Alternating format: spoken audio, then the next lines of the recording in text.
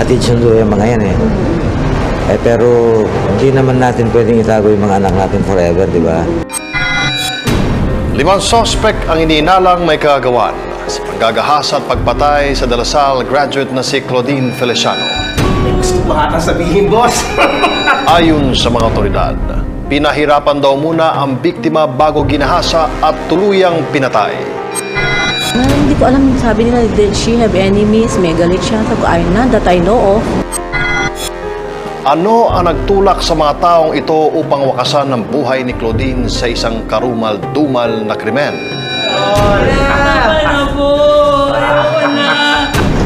Hindi na, wala naman po sa plano yun. Cellphone lang po talagang ano ron. At hanggang kailan aasa ang pamilya Feliciano sa pagkamit ng katarungan para kay Claudine? Magandang gabi. Ako si Martin Andanar. Ating balikan ng bawat pangyayari at tuklasin ang buong katotohanan sa pagpatay kay Claudine Feliciano. Dito sa Crime Classic.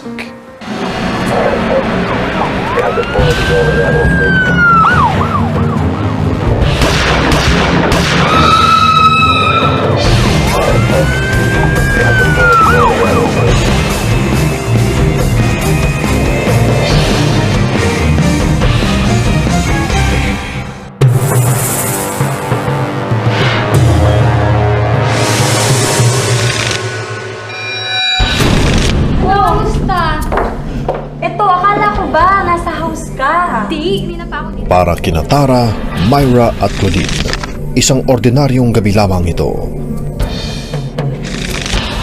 Madalas daw kasing nagkakayayaan na magkaibigan na lumabas para makapagkwentuhan.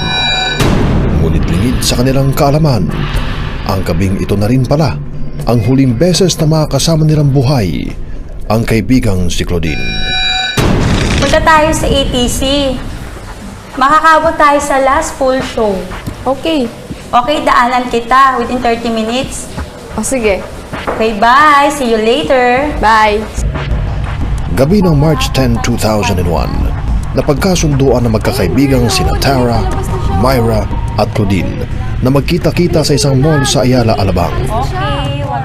Ayon kay Tara Katrina Goles, kaibigan ni Claudine, minsan sa isang linggo kung sila ay magkita-kita. Oo nga. Ano na kayang balita sa kanya, no? Tawagan mo kaya? Sige. Ayon kay Fernando Contreras, dating kaibigan sa trabaho ni Claudine, binibigyan daw talaga ng panahon ng dalaga ang mga kaibigan sa tuwing may libreng oras ito. Parang may regular sila. Pag Friday, walang pasok na next day, may time na lumalabas naman sila. Pero halimbawa, may invitation for a weekend party, hindi yan maarte na tatanggi. Minsan malayo, aadan pa rin siya. Ngunit sa kabila raw ng pagiging abala ni Claudine sa trabaho at personal nitong buhay, pamilya pa rin ang prioridad ni Claudine o Mabel kung tawagin ng mga taong malalapit sa kanya. Si Mabel ay napakasimpleng bata, napakabait naman. Matanong naman sa mga kaibigan niya. So hindi ko malaman kung bakit may gagawa sa kanya ng gano'n. Testimony ng mga friends niya kagabi. Na totoo naman, she was such a sweet girl. Ang bait-bait niya, napaka-friendly, super nga yun, bait eh. Nakapagtapos ng kursong Liberal Arts Major in Human Resource Management si Claudine sa College of St. Benilde, Dalasal University. Si Mabel ay HR head ng company before. Ang challenging na sa kanya, masyadong mawain. As an HR, minsan parang late na yung isa, papayagan niya pa, teka lang, may explanation ka rin. Sabi ko, hindi pwede yun. So, pero she's very nice. Buo ang tiwala ng mga magulang ni Claudine sa kanya, kaya't nang makapagtapos ito ng kolehiyo at makapagtrabaho, hinayaan rin nila si Claudine na makapagsarili. Hatid sundo yung mga yan eh. Pero hindi naman natin pwedeng itago yung mga anak natin forever, di ba?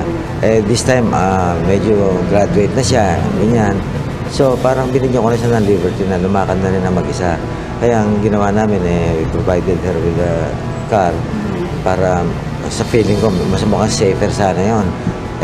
It appears pala na pag may mangyayari, wala ring safe. Ang kalayaan na ipinagkaloob ng kanyang mga magulang, hindi niya inakalang sa kamatayan ang kahahantungan. Sunday night, nalaman mo Then the moment nalaman ko, I had to verify. Ay, totoo ba yun? Sabi ko, binibiro ko pa nga siya. Sabi ko, baka naman nagtahanan lang. Ayon sa salaysay ni Myra Katrina Dacanay, isa sa malapit na kaibigan ng dalaga at huli nitong nakasama noong March 10, 2001. Sinundo raw siya ni Claudine sa kanilang bahay bandang alas 8 ng gabi at sabay sila nagtungo sa isang mall sa Ayala, Alabang. Bilisan mo na, dali. Palas na siya. Okay, wag excited. Manunood daw sana sila ng sine ngunit nagbago raw ang kanilang plano nang napagdesisyonan na lamang nilang magkwentuhan sa isang coffee shop. Don't worry, ihahatid na lang kita. Coffee muna tayo. Sige. Okay. Bandang alas 10 ng gabi, sumunod daw ang isa pa nilang kaibigan na si Tara. Ngunit makalipas daw ang 30 minuto, agad daw itong nagpaalam. Ano? Sige na, bye-bye. Bye-bye. Sige, bye-bye. Sige, Bye. bye-bye.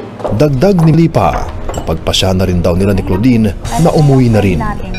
Dagdag ni Myra, inihatid daw siya ni Claudine pauwi sa kanilang tahanan. Ngunit lingid sa kanyang kaalaman, isang peligro na pala ang nagbabadyang maganap sa kaibigan.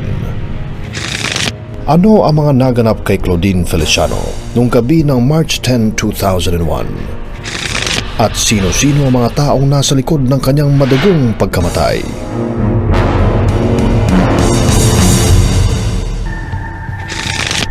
Lalo pa raw naging matibay ang kaso laban sa mga sospek nang isa pang testigo ang lumantad at direktang itinuro ang grupo. Nakita raw niya nang itapon ng mga sospek ang bangkay ni Claudine sa creek.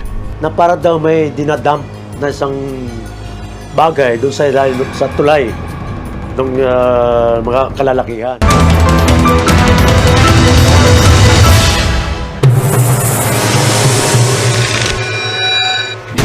Ayon sa ilang impormasyong nakalap ng National Bureau of Investigation, miyembro na mayayamang pamilya at may hilig sa nightlife ang mga posibleng suspect sa pagpatay kay Claudine.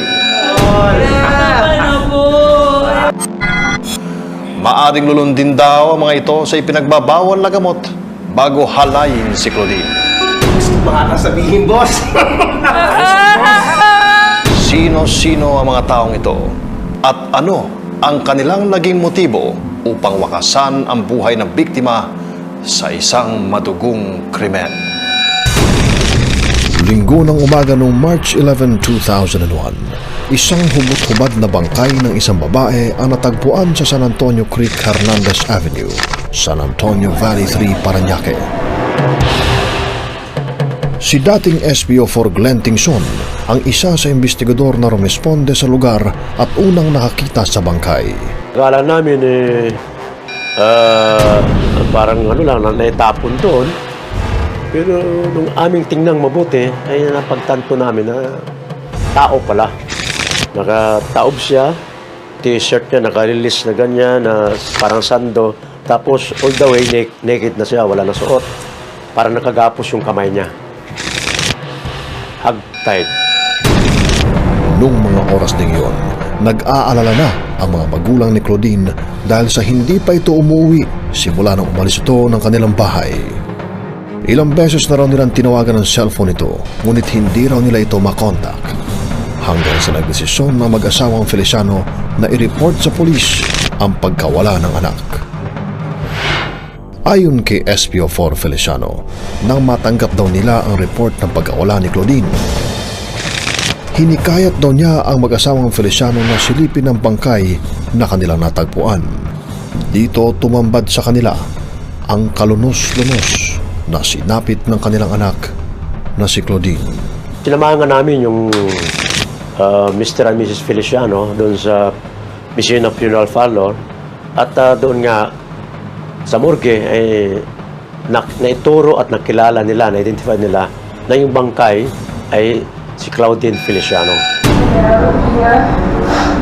She had inroads for the sisters and never had.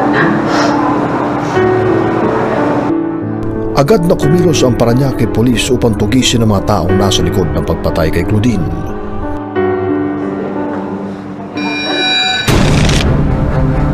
Dalawang linggo matapos ang krimen, nasa kote ng mga alagad ng batas ang dalawa sa mga suspect. presenting to you the suspect of the Claudine Feliciano Villasis rape with murder and the abduction of Janet Alex. Suspects are here, si Ernesto Berry,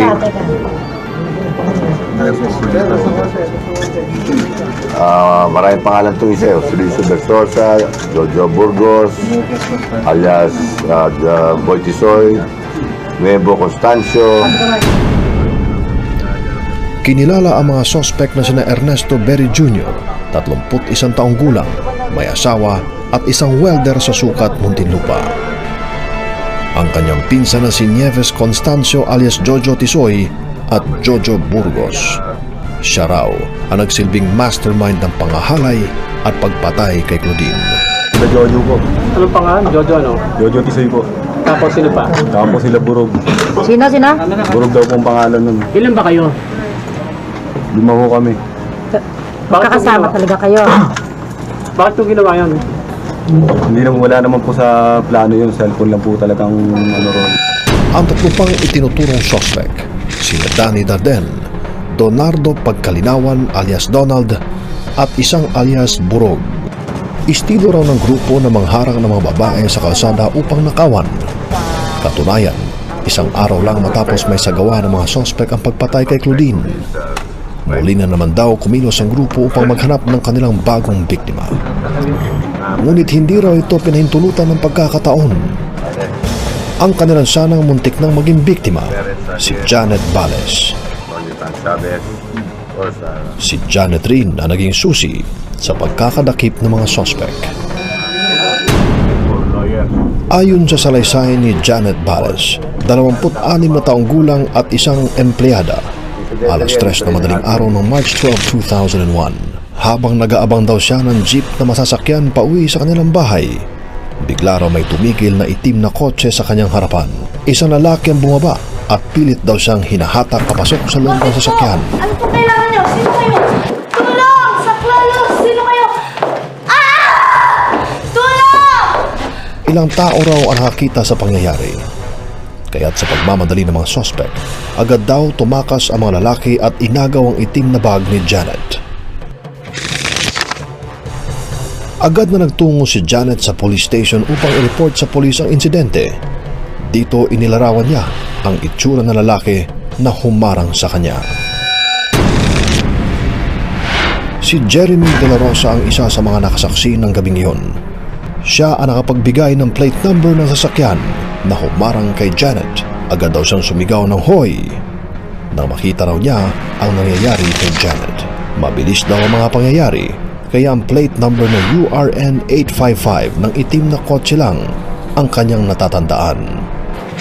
Ngayon, nung mag-report si Bales, napagtugma namin na itong sasakyan, itong gamit ni Claudine Feliciano na tinangay din. May teorya kami na yun ang mga suspect na dumukot at pumatay dito kay Claudine Feliciano. Kinaumagahan, may tumawag sa amin na na-recover yung sasakyan na abandon doon sa Magallanes Center sa Makati. Pinuntahan din namin yon, pina-examine namin sa Soko. Totoo po na ako po ang habit ng cellphone. Pero ikaw lang, Ray. Hindi po. Sino nang rin? Sila Jojo po. Ayon sa mga otoridad, may ilang indikasyon din daw na ginahasa muna ang biktima bago ito patayin ng mga sospek. Base sa sinumpaang salaysay ni Berry, alas 6 ng gabi ng March 11, 2001, na magpunta raw siya sa bahay ng kanyang pinsan sa Bayanan, Muntinlupa. Doon niya inabutang nagiinuman ang iba pang mga sospek na sina Danny, Burog at Jojo. Pagpatak ng alas 7 ng gabi, dumating naman daw si Donardo Pagkalinawan at sabay-sabay na umalis sa kanya isang asul na FX. Nagtungo raw ang grupo sa isang mall patungong Parañaque. Bumaba raw sa mall si Nieves Constancio alias Jojo Tisoy at ilang sandali lang ay muli raw itong bumalik sa sasakyan. Hanggang sa makarating daw sila sa isang mall sa Alabang. Dito raw niya muling nakita na bumaba si Jojo Tisoy ng sasakyan at nilapitan ang isang babae.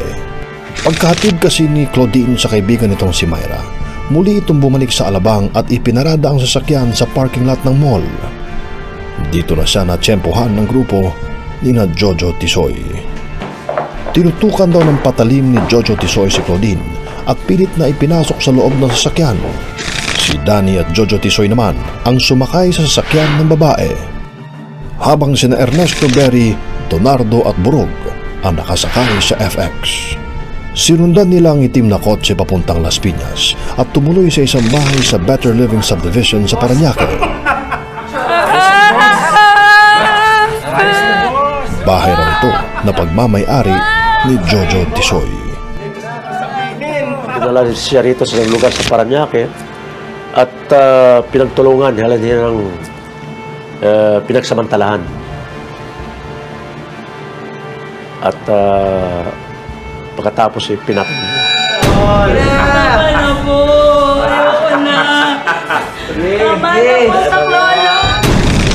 Ayon pa sa naging salaysay ni Ernesto Berry, inilagay daw nila ang katawan ni Claudine sa compartment ng kotse nito matapos ang panggagahasa.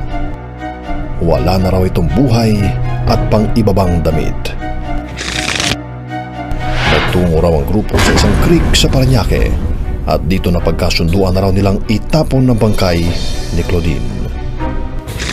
Ayon sa medical legal ng PNP Crime Laboratory, asphyxia by strangulation with traumatic injuries of the head o pagkawala ng hininga dulot ng pagsakal ang ikinamatay ni Claudine.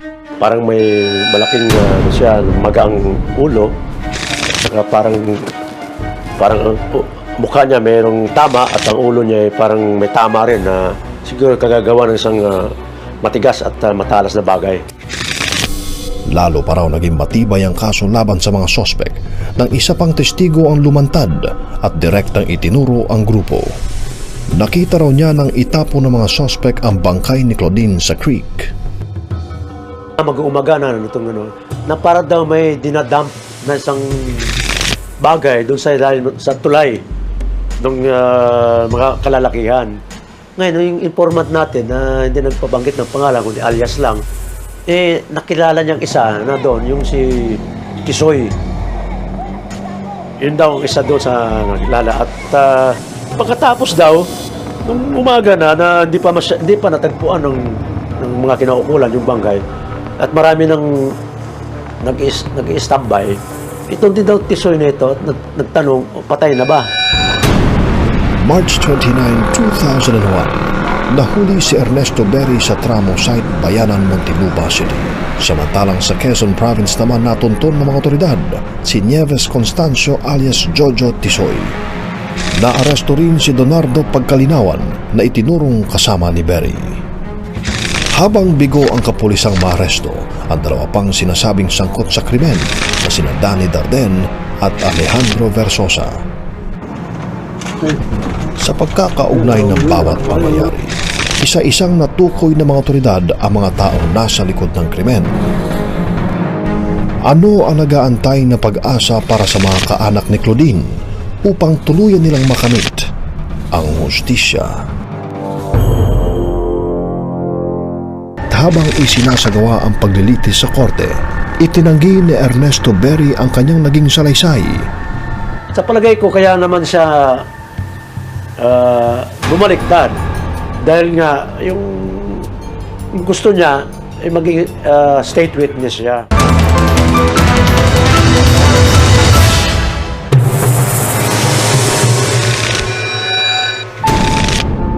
You are truly loved and you will be missed. I love you very much. Wala raw makitang ibang dahilan ang pamilya Feliciano sa pagkakapaslang sa kanilang anak na si Claudine. Wala kaming maisip eh. So we leave it to the authorities to investigate. They give us So nga, binibigay nila sa amin lahat ng pwedeng anggulo. Na sige, pag-aralan, gawin ninyo. Kasi wala kaming makitang na may galit sa kanya. Or wala akong masabing, hindi ko alam at this point kung Yun nga, bakit nga? I don't know. Hindi planado ang krimen. Ito ang lumabas sa investigasyon ng mga pulis. naging biktima lang daw si Claudine ng maling pagkakataon. Parang ang plano lang nila noon, i-carjack itong sasakyan ni Mabel Feliciano. Dahil loaded yung sasakyan, maganda. At yun ang talagang, pangalawa, ayun na, nakita na maganda. Inabangan na nga si Mabel Feliciano. Pati yung sasakyan, tinangay. Subalit habang isinasagawa ang paglilitis sa korte, itinanggi ni Ernesto Berry ang kanyang naging salaysay. Ayon sa kanya, pinilit lamang daw pirmahan ito. Sa palagay ko, kaya naman siya bumaliktad.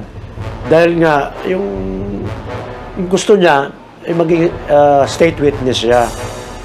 Oo. Ngayon, siguro, ang maging state witness ka, less participation ang para maging state witness ka. Siguro din ng judge na primary suspect pa rin ito Ngunit dahil sa bigat ng testimonya ng mga testigo, hindi pa rin ito tinanggap ng korte. Ang mga akusadong sina Nieves Constancio at Ernesto Berry nahatulang ng reclusion perpetua o habang buhay na pagkakabilanggo.